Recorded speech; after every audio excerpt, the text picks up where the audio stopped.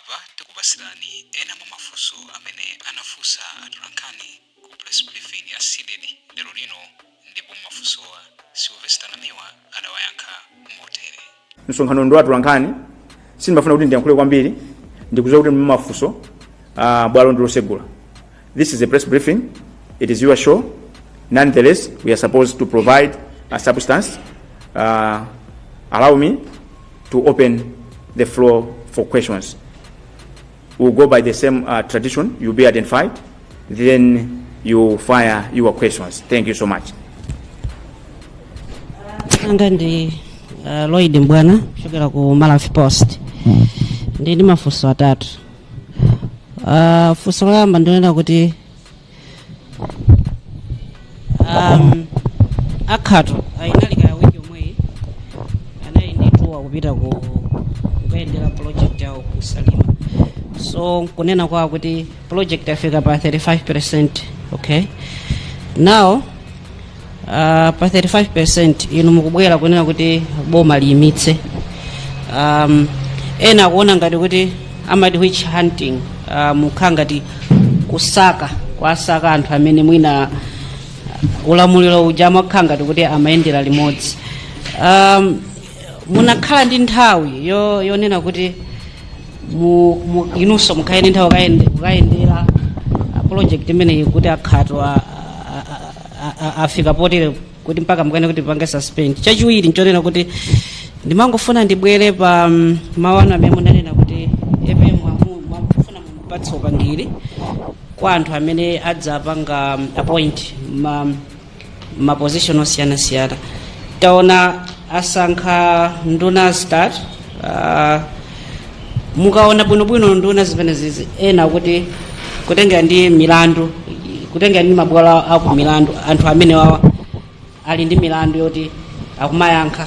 Okay, so potengera kuti ino ndi bungwe lonena kuti mufuna kuonetsetsa kuti onse amene akupatsidwa maudindo aboma akhale kuti ali ndi clean sheet, mukutipo bwanji pa anthu amene wawa. Funso la number 3, EPM po mmene amachoka ku Blantyre kupita ku Mangochi, anthu anadabwa ndi mmene anayankhulira, umakhanga kuti akupseza anthu kuti pali chingayo chonena kuti anthu ali ndi upo kuti akonze zionetsero. Ena kuti sikulawirira kuti adzopseza anthu angokhala mwina 6 days ino asidedi, kutipo bwanji ndi makulinga amene umakhanga akupseza anthu pamene zinthu zomwe ziso inu nomwe madaya nazo ulamuliro chopita kuziko. Ayankhe mafunso amenewa kenaka tizipita kwinako. Tiyambiranso kumapeto mwanena kuti ati amaopseza.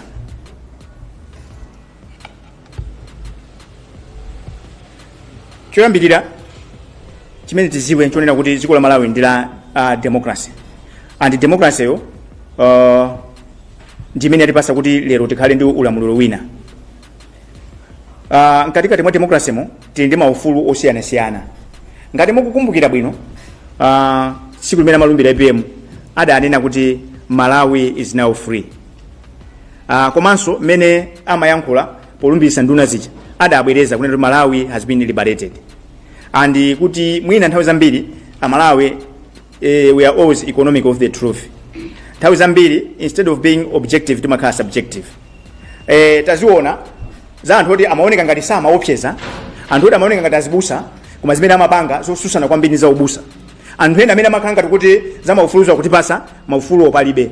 Ndi EPM ndi munthunso ngati mene mulili ndine, nayenso andi ufulu oyankhula. Ndi zimene anayankhulazo kayankuopseza kasa maopseza au maganizo anu. Koma ineyo I will tell you sindikubakira, if you want ask spokesperson wa EPM yone kuti amathanda uzanji chifukwa ine si spokesperson wa EPM. Koma I can guarantee you kuti tikapanga compare and contrast munali muno 5 years ya mbusa amene sa maopseza amene amasekerera ndi zimene zimachitika ndi munthu amene wabwera simbusa ndi lawyer amene mkuti amaopseza. Zimene zitasira Malawi apereke chigamulo. Nkhani ya yonena kuti asankha nduna zitatu, ndina anena press briefing ina mama EPM sanabwiriza kuti pala anthu ena mziko muno akangomva kunena kuti Malawi Post amangodana nayo. So olozivina pamazi paleki Malawi amakuzuzula kuti tira fumbi. anthu amene alipo ndipo akonzeka, koma bwino wake Malawi sopusa. Malawians are better judges. Ndiye anthu ena athamanga kupala mipaliro pa zifukwa zawo zimene akudziwa. Koma chimene mudziwe nchonena kuti pakutha zonse democracy prevails. Democracy imene mawina. Chinthu china, it is a prerogative of the president to hire and fire cabinet minister. Tipange underline pamene kuti it is his prerogative. Ife chimene tanena sindinanenepo kuti tifuna anthu a clean sheet. Ife wa clean ndi Mulungu aliyesa malakwisa. Tikamazitenga ife opanda chimo tingozinyenga chabe. Aliyesa ndi mavuto, koma mavuto timati nkhasako. Ife kutupanga compare abusa zimene amapanga ndi APM lawyer zimakhala zotani. So ifeyo aside disinakambepo za clean sheet. Amene anakambawo mukaafuse pa zifukwa zimene amanenera. Ndiso mwafuseyo kuti iwonso ndi yakilini. Because amene kuti he who calls for equity must come with clean hands. Koma chavuta pa Malawi panopa nchonena kuti pala anthu ena specifically they designed kunena kuti akabwera mtsogoleri uyu iwo amakhala voko amakumbukira ntchito yawo, akabwera uyu amakhala ku holiday amalawi akuvutika. So Malawians are better judges. Za firizo panopa ifeyo tidikira kaye tifuna cabinet yonse. Koma mapanga bwino funso limene bwana APM kuzera mfunso ine mafuna ndikuuzeni kuti anthu akuvutika. Chimene anthu amadandaula nawo achakwera nchonena kuti amapita mwakapanga ma push ups pansewu for 5 years siku lililonse amayenda. Amalawi sakuzifuna zimenezi. Chinthu chachiwiri nchonena kuti cabinet anthu akufuna kunja kuno tikupemphera bwana, it is prerogative yanu tikulemekeza, koma sifuna kuti ipitirire 15 kunena kuti mupulumutse ndalama mugule chimanga anthu azidya anthu asamafe ndi njala. So it is your prerogative, koma ife tizayankhula pa cabinet akamaliza yonse kuisankha tizayankhula ndithu that much I can guarantee you. Koma nkhani ya perception, because malamulo amanena kuti akamandiganizira akungondiganizira kufikira khoti linene kuti Namiwa taamanga ndi pamene matoya Namiwa anapanga corruption. Koma ngati anthu akukuganizira siku tikhulupira kuti tikanena kuti aliyese organiziridwa dziko muno sapange kena kalikonse paja mukuziwa kuti ndikuyenda ndi belo kufika pa 31 pa ndikweneso ndikachongese kwera 30 ndiye ife kuti anandimanga 2021 ndiye nthawi yonse ndikanangokhala zona zimenezo. So awo maganizo awo muzaafuse, koma ife za clean sheet sitinanene ndipo sitikupanga nawo. Koma anthu ena paziko pano akamagwira ntchito moyang'ana ife asidedi sitimayang'ana nkhope. Nkhani ya yonena kuti akhatu anakuita nani akanena kuti agwira 35% nkhani yabwino. Pamene tinaponyera Malawi pamene mukanafusa kuti 35% ndalama za misonkho zija zimene tikukhala ife mboni zija magwisa ntchito ndalama zingati. Ndiye kunena kumene kupita akaswiri akaone timati scope ya ntchitoyo kunena kuti ngati magwisa ntchito pa 100 kwacha magwisapo 35 kwacha, ndiye ndalama zimene mwatengazi ndi kumene magwira kuzigwirizana mayeneka so mwafuse kuti ntchito ikweneka kutha chaka cha mawa mu September kwasala miezi ngati 11. Ndiye ntchito imene yasalayo ngati atengako 35% mu miezi 13 ndiyeno miezi 11 yo amaliza. Nkhani ndona kuti kwachitika phwando, they have turned this government to a feast. Ziyankanena ipe mwizija ndalama akungokawana ndalama zimene amati amangire project akumangira manyumba akumagula nyumba kugumulapo nyumba zonse kumanga zina kutere pamene kwa Malawi akutani Amalawi akuvutika. Ndiyeno zakhala bwino kuti anakuita nani mukaafuse kuti asidedi aja kuti pano munene kuti 35% kwa ndalama zake izi. Ndiyeno kwasalako 65% timaliza miezi 9 zotheka zimene Malawi tifuna kuziwa zimene nkhani ndi apambala mbanda nkhani ikukuza Malawi madziwo nda Malawi. Bill yoti tingongole 150 billion inapita ku nyumba ya malamulo. So inza kuti palibe so cha personal palibe cha private chimene chichitike pano cha tonse. Chimene ufuna ife zimene zo transparency. Osati angokutengana Atolankhani akangokuuzani PR. No. And kufunika umene go undercover. Mukapeza zimene tikuzani kuti njero amatenga kuti. Mukapeza kuti njero akuitanisa ku Botswana ku South Africa. Are we serious as a country? Wa Zodiac ndi mafunso awiri. Funso la yamba ndimafuna ndidziwe nawo mwanena kuti mwalembera anduna mwanamveka pa makonsenza amene muli nawo okhudzana ndi ntchito ya pamadzi ku Salima. Timafuna tingodziwa kuti mwina mukulemba mwanu mwauza kuti ayankhe kapena achite izi pofika liti. Mwina akamatenga action kuti kuyimitsa ntchito ndi kufufuza zonse zichitike mu period yake iti kuti boma lilangoyamba kumene kugwira ntchito. Komanso funso lachiwiri ndinena kuti Namiwa mabwera pa ma press briefing ya mtundu ngati ochulukirapo mabwera mapatsa matipi akubomako mafotokoza ma allegations amene makhamu kwaona mu ma issues amene makhamu kwaona boma. Sitikudziwa kuti mukamapereka ndinokhutitsidwa ndipo mwe mukapereka ma tipi anu kapena zovuta kapena zolakwa zimene mwaziona mboma. Sitikudziwa kuti ndinokhutitsidwa kuti amakhala akuyankhani kapena zimathekadi kapena mangokhala ngati mukuyankhula nokha nkutherapo mpano. zikomo. Malipikira komano the danger ndi funso limeneyo is like munena kuti tapasa anthu a blank check, they should do as it pleases, which is very dangerous for democracy. Chifukwa ndanena kale kuti ndalama zimene amagwiritsa ntchito adindo zimakhala za misonkho za inu ndi ine, ndalama zimene zimafuna kuti zipindulira tonse. Ndiyeno mungoyerekeza kuti ndimabwera kumabwebweta mmene ndikubwebwetera koma zinthu osamayenda ndiye dakhala kuti palibe munthu akubwebweta zikhala motani. The whole reason why we have government, it is to protect the vulnerable and marginalized. Fa anthu ambiri amene ali mtawuni muno tini zambiri zodalira, ena madalira maloya, ena madalira zinyumba zanu zitalizitali, ena madalira mfuti, ena madalira zichani, koma kula anthu ona kuti alibe podalira pena paliponse. Anthu amene ajawo amayeneka kuti ife tiziwayankhulira, and amene wayeneka kuti azitetezedwa ndi boma. Ndifaka anthu ona kuti iya tikhale ndi structure tizitchula boma, chifukwa akanapanda boma bwezi tikhala ngati kuchire, the rule of the jungle. It is only the fittest that survives. So ndifake mmandiona ndimabwera kumayankhula, ndiye ndifunseni kuti are you suggesting kunena kuti popeza ndimayankhula ndimangobwebweta sizisintha kanthu ndisiye ndikhale chete? Is that okay? Koma maso tikatere ndiyetu tikhala ngati kuti we are departing from democracy.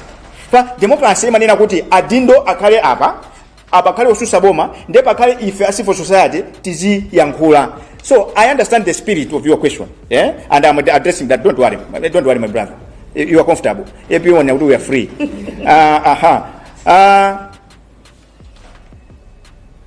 Tikakhala chete ziko lonongeka. Pali ponse maipa chitika zote zikususana ndi section 12 ichi teneka tizima mayankhula. APM ananena kuti tifuna kusinthako tionena kuti voto limodzi limene ndachakwera inali impunity and arrogance. Kumapanga zinthu kumayendere amalawa kufutika njala, amalawa ali panzere wa mafuta iyo kumadusa pyu ndi convoy makapitisa misonkhano ngati mavuto kulibe. Sindikukhulupirira kuti APM abwerezanso zolakwika zimene zicha.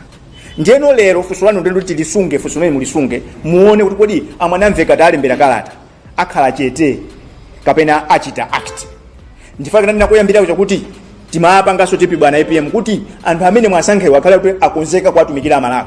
Anthu amene akufuna kuti akhale mu comfort zone asakhale anywhere near state authority. Tifuna kuti azitekeseka za mavuto anthu. Chifukwa pampando pacha alipo kutumikira inu ndine. Ndalama zimene akugwiritsa ntchito nza inu ndine. Ndi chake lero achakwera kulibe achakwera akamira ku state house kucha.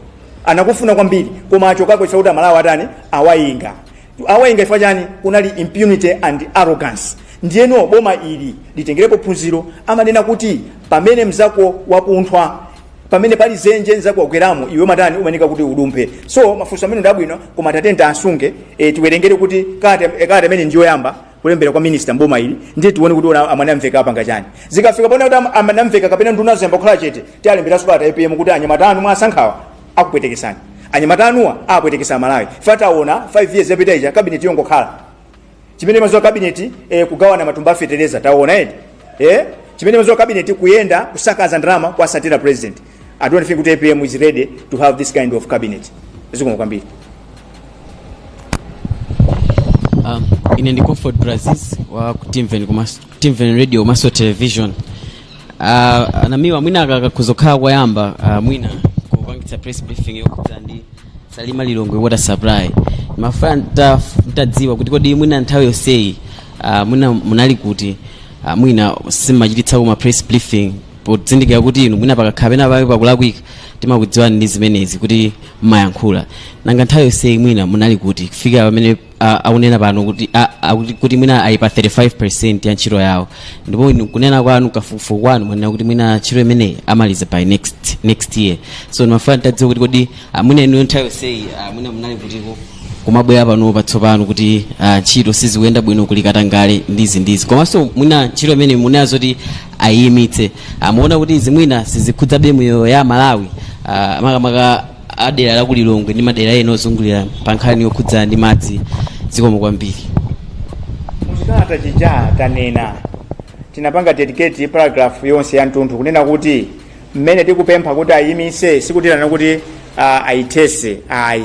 Chizungu chake tuna kuti they should suspend kapena hold tingofufu zako kuti kodi ngongolezi zijamula kamnena ku parliament kuti 150 billion yagwira ntchito bwanji. Ndeti thokoze bwana Lloyd Mbwana atiunikira kuti agwira ku 35%. 35% you against what?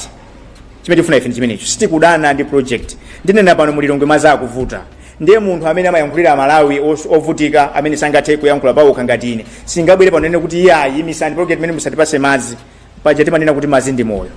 Inenso munthu wanga umagwira ntchito ko basi sikuti ndidapenga ayi ndiye singabwere pano kunena kuti ayi anthu akulilongwe safunika madzi. Inenso ndimakhala mulilongwe mwe muno kusalima kuli abale anga kudowanso kuli abale anga kuposera pamene tonse ndi Amalawi choncho zabwino zonse zikuyeneka ndithu tizizikondwera tizinyadira koma dziko la Malawi ndi dziko la democracy malinga ndi gawo 12 la malamulo akulu chilichonse mafuna muzipanga poyera makamaka ano mukachulapo Amalawi ngati mwatenga chinthu kungochilowesa mu nyumba ya malamulo chimenecho chasiya kukhala cha simplex chichola chasiya kukhala cha Namiwa sichikhalanso cha Mwanamveka chikhala cha Amalawi wonse.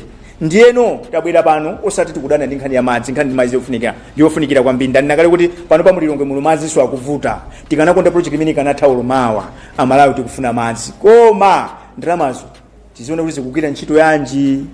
Chinthu chachiwiri mukufunsa kuti Anamiwa nthawi yonse munali kuti ntchito yenda igwira chaka chinocho cha 6 ngasala cha 7 nkoyamba ngati mwina kaliko mundikumbusa kukumana ndi funso ngati imeneyi kuti nthawi yonse munali kuti nalimo muno koma chilichonse chimakhala ndi nthawi ndifa yake ku Zodiac kandi ku Times ku Nation mmakhala ndi ma special reports ma investigative kusonyeza kuti zinakudusani pena pache zimatheka kuti anthu anapita ndauza Lloyd bwana Malawi Post kuti auza kuti 35% ndiye ndauza kuti mukanafunsa kuti 35% at what cost ndiye akapita Lloyd bwana sikuti akamuza kuti wewe unabwera siku jalapo chifukwa chani sunafunsa siku mwenye saatero akatenda ndiye kuti chipo chimene akubisa. This is an open democratic society where transparency and accountability ought to be the order of the day. So it's neither here nor there kuti kaya tikanafunsa zulu kaya zana tikanafunsabe. Mwina ndi lapanga trigger fusuna ndapanga kuti witch hunting. Ndapanga addressment witch hunting. The whole reason why tili ndi malamulo the whole reason why umakhala job description and terms of reference ndiona kuti to keep you in check. Ndibwereze pamenepo. Chifukwa chimene chonse imene akakulembera ntchito amakuuza ntchito yako amafuna kuti pamawa musakolani. Ndiye munthu umadziwa kuti salary yanga ndi iyi iwe kumatenga ndalama zina kumaonjezerapo anthu ena akanena kuti munaonjezerapo ndalama iyi pa salary yanu Anamiwa is not witch hunting. Ndibwereze pamenepo ndifuna kubweza kuti munthu usanavomere public office usanavomere kwatumikira Amalawi uyambe kai waziyeza ngati zala zako zili zitali chonde stay away from public office. Ngati ukuzowa kuti you have got high affinity for looting and plunder, you should stay away from public coffers because Amalawi azakufusa fuso. And Amalawi kumakufusa fuso isamakana witch hunting. Nifaka kama nina kuti kubuku la miyambo ama nina kuti oyipa ama taweka ngakhala sanatani asa kuthamangisidwa. Atabwera muno wa polisi chimene chichitike ma detective aliyesa amene akuzowa kuti ntumba mwake andika ndikina kake kolesedwa atulukira komweko. Chifukwa chani weka ukudziwa. Ndiyeno ife ngati tabwera pano ndikumapanga call for transparency and accountability isakhale nkhani ya witch hunting. Chifukwa mmene amakupasa ntchito umadziwa kunali ma terms of reference. Amene akupasidwa ntchito nso pano adziwe kuti he should read and understand the terms of reference and what is expected from him or her. Cholinga kuti mama ndikazamufusa asine kuti Anamiwa kulimbana nane. Ndikupera kuti kuyankhana. Chifukwa cha nthawi we don't have all the time on earth. Mwina titenge funso lomaliza kwina kuja kukhala one on one koma ndisindike pano kuti sitikuzemba mafunso. Funso lomaliza chifukwa cha nthawi. Ndikupera kuti mafunso atha ndikupera so makomuniziwa alibe chotaonjezere fatabwera pano kale ndingosindika kunena kuti muziko muno muli malamulo amene zaka 5 zapitazi amagwira ntchito moyang'ana nkhope sitikuyembeza kuti malamulo panopa azigwira ntchito moyang'ana nkhope. Aliyense amene akugwira ndalama imene ndalamayo kuti ibwere inazera ku nyumba ya malamulo kapena inazera ku MRA ameneyo akamagwisa ntchito ndalama ya Malawi ayembekezere kuti azafusidwa mafunso. Lero mafunso alunjika kwa Honorable Mwanamveka kunena kuti ayimise ntchito za Salima Lilongota company kufufuzidwe amene aononga ndalama kumeneko akuyenera kuti ayankhe mlandu. Chinthu china chionera kuti pomaliza Amalawi akuyembeza kuti ndalama zawo zimene zabedwa ndalama zozibwerera mopanda fee kapena favor. We should not allow to create the untouchables. Thank you very much for your kind attention. Tinayamba ndi pemphero mundilole kuti ndipemphe wozipereka aseke zonse ndi pemphero zikomo kwambiri.